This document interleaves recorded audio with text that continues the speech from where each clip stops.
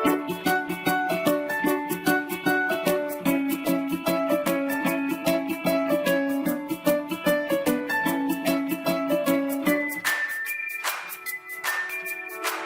वालेकुम dear students, I am Adil Razzaq और आज हम अपना MD CAT physics unit number 11 electromagnetism की हम टेस्ट डिस्कशन करेंगे।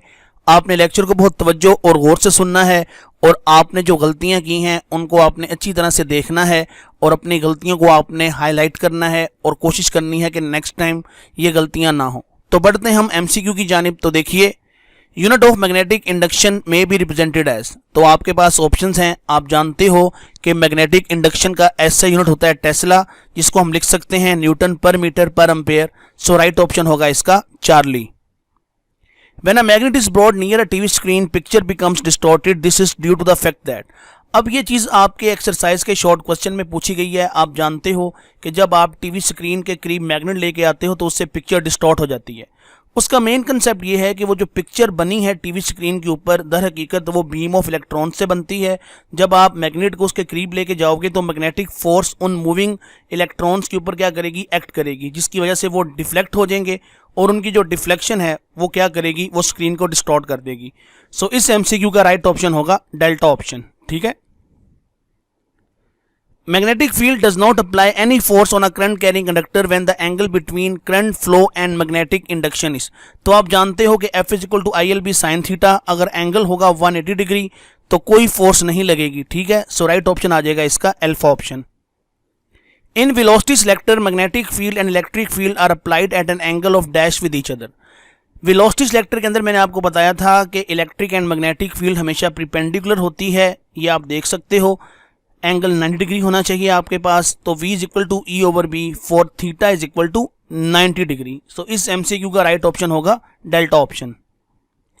N electron enters the plane of this page from left to right, axial magnetic field is directed from top to bottom, the electron will be deflected. अब देखो गौर से, यहाँ पे electron का जिक्र है तो आपने सबसे पहले लेफ्ट हैंड पाम रूल इस्तेमाल करना है। अब आप अपने हाथ को इस तरह से एडजस्ट करो कि आपका जो थंब है वो वेलोसिटी की डायरेक्शन शो करे लेफ्ट टू राइट। ठीक है। आपकी जो फिंगर्स हैं वो मैग्नेटिक फील्ड शो करें जो कि है टॉप से बॉटम। तो अब आप देखोगे कि पाम का रुख किस तरफ है, तो पाम का रुख जो है वो आउट ऑफ पेज होगा। ये देखिए, by using left hand rule मैंने बताया कि इलेक्ट्रॉन के लिए इस्तेमाल करते हैं। Fingers pointing downward magnetic field show करेंगी, थंब जो है वो left to right direction show करेगा। जो आपके पास पाम है, पाम फेसिंग आउटवर्ड, तो यही वजह है कि हमने कहा जी कि यहाँ पर आउट ऑफ द पेज जो है वो फोर्स लगेगी। सो राइट ऑप्शन आ गया अल्फा ऑप्शन। ये आपने खुद बनाना है। ठीक है।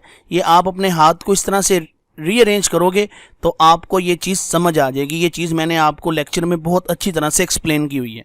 1 टेस्ला इज इक्वल टू, तो आप जानते हैं कि 1 टेस्ला जो है वो 1 वेबर पर मीटर स्क्वायर होता है। ये देखिए जी, 1 टेस्ला न्यूटन पर मीटर पर एम्पेयर होता है, जिसको हम वेबर पर मीटर स्क्वायर भी कहते हैं। और ये फार्मूला यहाँ से बनता है कि आप magnetic flux per unit area लें तो आपके पास मैग्नेटिक इंडक्शन का यूनिट बनता है। अब मैग्नेटिक फ्लक्स होता है वेबर, एरिया होता है मीटर स्क्वायर, तो वेबर पर मीटर स्क्वायर। ठीक है। सो राइट ऑप्शन आ जाएगा Charlie option. Magnetic field of 2 milli-Tesla exists inside a solenoid. The field will become dash if area of cross section of solenoid is doubled. अब देखें, सबसे पहले आपको पता होना चाहिए कि मैग्नेटिक फील्ड इनसाइड सोलेनॉइड का फार्मूला क्या है और वो किन पैरामीटर्स पे डिपेंड करता है। तो ये देखिए, magnetic field inside solenoid is B is equal to mu naught NI। It is independent of cross sectional area, so B remain same. So आपके पास 2 मिली टेस्ला है तो हमें पता है कि एरिया का कोई इफेक्ट नहीं, सो अब 2 मिली टेस्ला ही रहेगा। सो राइट ऑप्शन आ जाएगा delta option. The magnetic field due to straight current carrying conductor at a distance R is, तो ये चीज़ मैं आपको लेक्चर में समझा चुका हूँ कि magnetic field due to a current carrying straight conductor जो है वो होती है mu naught I over 2 pi R। So right option होगा इसका alpha option. A steady current of 1 ampere is passed through a solenoid of length 1 meter and number of turns जो हैं 1 multiplied by 10 की पावर 7 आप इसको लिख सकते हो। The magnetic field inside solenoid is, तो देखें जी, सबसे पहले आपने क्या करना है, आपने फार्मूला इस्तेमाल करना है म्यू नॉट NI, क्योंकि सोलेनॉइड के इनसाइड पूछा है। ये जो N है ये होता है number of turns per unit length, तो capital N number of turns, जबकि जो L है ये लेंथ। अब पुट कर दें वैल्यूज, तो आप जब इसको सॉल्व करेंगे तो आपके पास जो है आंसर आ जाएगा, वो आ जाएगा 4 pi tesla. So right option आ गया आपके पास alpha option. Magnetic field inside a solenoid is directly proportional to, तो अभी आपने फार्मूला पढ़ा है म्यू नॉट एन आई, तो आप जानते हो कि मैग्नेटिक फील्ड जो है वो डायरेक्टली प्रोपोर्शनल है करंट के, ये आप देख सकते हो। So alpha is the right option. Sigma B dot delta L is equal to mu not I is the statement of, तो ये मैं अपने लास्ट लेक्चर में आपको समझाया था कि ये जो मैथमेटिकल फॉर्म है ये एम्पेयर्स लॉ की होती है। सो राइट ऑप्शन आ जाएगा आपके पास delta option. High tension wire passing 10 metre high from earth carrying a current of 1000 ampere can cause a magnetic field of dash at earth level. अब देखें जी, यहाँ पर जो मेन कंसेप्ट है वो ये है कि a long straight wire carrying current, तो आपको उसका फार्मूला आता है कि B is equal to mu not I over 2 pi R, उसको इस्तेमाल करें, फार्मूले में वैल्यू पुट करें तो आपके पास आंसर आ जाएगा 0.02 मिली टेस्ला। ठीक है, तो alpha is the right option. A solenoid of 400 tons per centimeter can give a magnetic field of 160 pi millitesla. ये m means milli, ठीक है। When a current of dash passes through it. Once again जी, solenoid का formula है, थोड़ा सा rearrange कर लें उसको, क्योंकि अब आपने करंट निकालना है, तो ये आपके सामने है। यहाँ पर इंपॉर्टेंट चीज़ है कि उसने आपको नंबर ऑफ टन्स दे दिए और आपको लेंथ दे दी 1 सेंटीमीटर, उसको आप इस्तेमाल करके ये number of turns per unit length small N निकाल सकते हो, तो उसकी वैल्यू आ गई आपके पास 40,000। बी की वैल्यू ये है, करंट निकालना है, फार्मूला लगाओ, रीअरेंज करो, वैल्यूज पुट करो, तो आंसर आ जाएगा 10 एम्पेयर। सो राइट ऑप्शन आ गया आपके पास beta option. A positively charged particle moving along x-axis with uniform velocity enters perpendicularly in a y-directed uniform magnetic field. अब देखें जी, आपके पास जो डायरेक्शन है वो x एक्सिस की जानिब है और जो मैग्नेटिक फील्ड है वो y की जानिब है, मतलब प्रिपेंडिकुलर। जब वेलोसिटी मैग्नेटिक फील्ड के प्रिपेंडिकुलर हो तो charge particle maximum force experience करता है, जिसकी वजह से वो क्या करेगा, वो एक सर्कुलर ट्रैजेक्टरी के अंदर मूव करना शुरू हो जाएगा। तो यही वजह है कि इस एमसीक्यू का राइट ऑप्शन होगा बीटा ऑप्शन। ये आप देख सकते हो कि such a charge particle whose V is perpendicular to B start moving in a circle of uniform radius। तो हम कहते हैं जी कि यहाँ पर जो आपके पास मैग्नेटिक फोर्स है वो सेंट्रीपिटल फोर्स के इक्वल होगी। यही वजह है कि ये एक यूनिफॉर्म सर्कल के अंदर मूव करेगा। Beta is the right option. The needle of compass in the absence of external magnetic field will always point in the direction। तो आप जानते हो कि जो कंपस नीडल है ये मैग्नेटिक फील्ड को डिटेक्ट करने के लिए इस्तेमाल होती है। यही वजह है कि in the absence of external magnetic field ये हमेशा नॉर्थ से साउथ की तरफ पॉइंट करती है। सो राइट ऑप्शन होगा हमारे पास delta option. Which statement is not true, तो आपके सामने यहाँ पर मैग्नेटिक फील्ड लाइंस की प्रॉपर्टीज़ का जो है वो जिक्र है। तो आप जानते हो कि मैंने पढ़ाया था लेक्चर के अंदर कि मैग्नेटिक फील्ड लाइंस एक दूसरे को इंटरसेक्ट नहीं करती, तो ये याद रखिएगा, magnetic field lines never cross each other. ठीक है, ये बात जो है वो बिल्कुल सही है। जबकि यहाँ पे डेल्टा में देखें उसने कहा जी कि विच स्टेटमेंट इज नॉट ट्रू, तो हमने कहा जो डेल्टा ऑप्शन है ये बात सही नहीं है। सो यही हमारे पास जो है वो इसका आंसर होगा। A copper conductor of 2 meter carrying a current of 2 ampere is placed in a uniform magnetic field B such that it experiences a force of 10 Newton when angle between L and B is 30 degree. The magnetic induction is। तो देखें जी, once again अब आपने क्या करना है, आपने magnetic induction निकालनी है due to a current carrying conductor. तो फार्मूला आपको आता है F is equal to ILB sine theta. यहाँ पे आपने B की वैल्यू मालूम करनी है, वैल्यूज पुट करो, सॉल्व करो, तो आंसर आ जाएगा 5 tesla. So beta is the right option. Charge to mass ratio for electron is, तो ये मैंने पढ़ाते हुए आपको कहा था कि आपको फार्मूला आना चाहिए। तो देखें यहाँ पे जो बीटा ऑप्शन है वो बिल्कुल राइट ऑप्शन है। Magnetic field lines due to a long current carrying wire are in the form of, तो ये मैंने आपको फर्स्ट लेक्चर में समझाई थी बात कि जब एक लॉन्ग करंट कैरिंग कंडक्टर है तो उसके गिर्द जो मैग्नेटिक फील्ड बनती है वो कंसेंट्रिक सर्कल्स बनती है। ये देखिए, ये आप देख सकते हैं, ये कंसेंट्रिक सर्कल्स हैं। सो alpha is the right option. Compass needle are placed around a long straight conductor. When current is passed through conductor, pointer of compass needle rearrange themselves. The direction of pointer can be determined by। तो आप जानते हो कि जी magnetic field जो है उसकी direction मालूम करने के लिए हम राइट हैंड रूल इस्तेमाल करते हैं कि जिसमें थंब जो है वो करंट की डायरेक्शन शो करता है, जबकि कर्लिंग फिंगर्स जो हैं ये मैग्नेटिक फील्ड की डायरेक्शन शो करती हैं। सो इस एमसीक्यू का राइट ऑप्शन होगा Charlie option. Magnetic field due to a long straight wire dash as we move away from it. अब देखें यहाँ पे आपको फार्मूला आना चाहिए। लॉन्ग स्ट्रेट वायर का फार्मूला होता है B is equal to mu not I over 2 pi R, जहाँ पे मैग्नेटिक फील्ड और रेडियस का आपस में क्या है, इनवर्स रिलेशन है। इसको आप डिस्टेंस भी कह सकते हैं। सो जो जो आर बढ़ेगा बी की वैल्यू कम होगी and vice versa.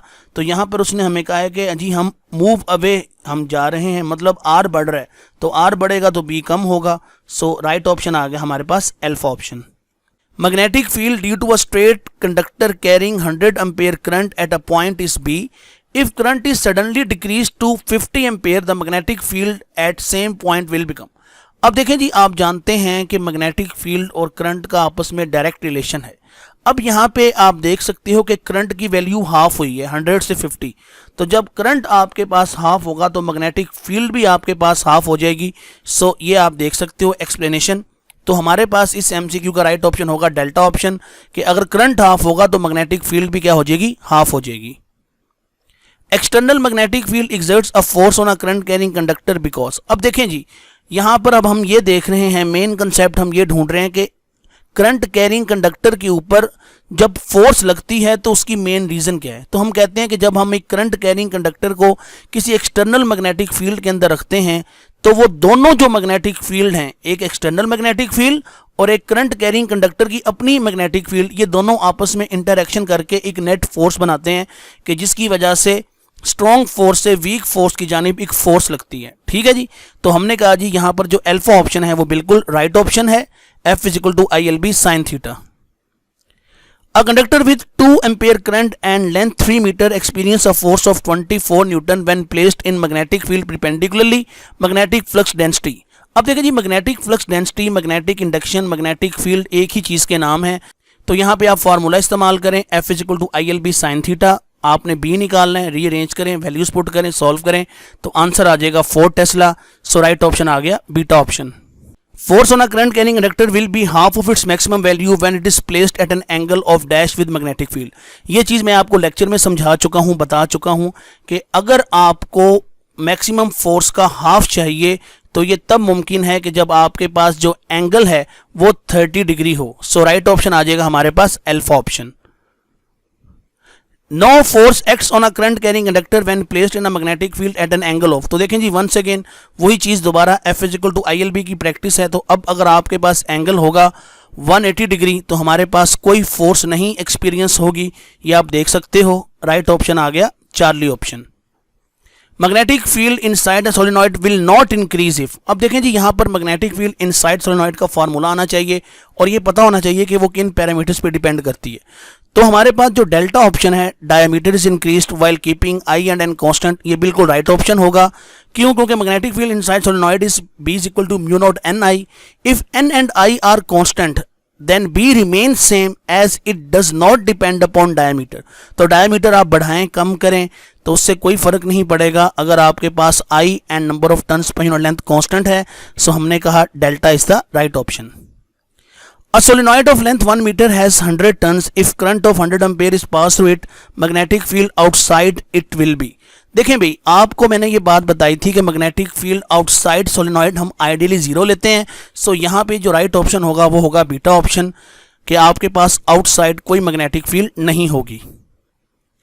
When a positively charged particle enters in a uniform magnetic field perpendicularly, it is deflected। Once again जी, अब यहाँ पर पॉजिटिवली चार्ज है, ठीक है। तो हमने कहा जी कि पॉजिटिवली चार्ज पार्टिकल जब मैग्नेटिक फील्ड के अंदर परपेंडिकुलरली एंटर होगा तो इसके ऊपर एक फोर्स लगेगी। अब ये जो फोर्स लगेगी ये परपेंडिकुलर होगी बोथ B एंड V के। याद रखिएगा, ये तीनों वेक्टर्स आपस में क्या होते हैं, ये म्यूचुअली परपेंडिकुलर होते हैं। सो जो फोर्स लगेगी वो परपेंडिकुलर होगी B एंड V के। सो राइट ऑप्शन आ जाएगा हमारे पास डेल्टा ऑप्शन। और ये देखें, ये मैंने आपको इसका जो है वेक्टर फॉर्म ड्रा करके दिखाया है कि ये तीनों वेक्टर्स आपस में क्या होंगे, म्यूचुअली परपेंडिकुलर। सो राइट ऑप्शन आ गया delta option. When an electron is projected at right angle to uniform magnetic field, its trajectory will be।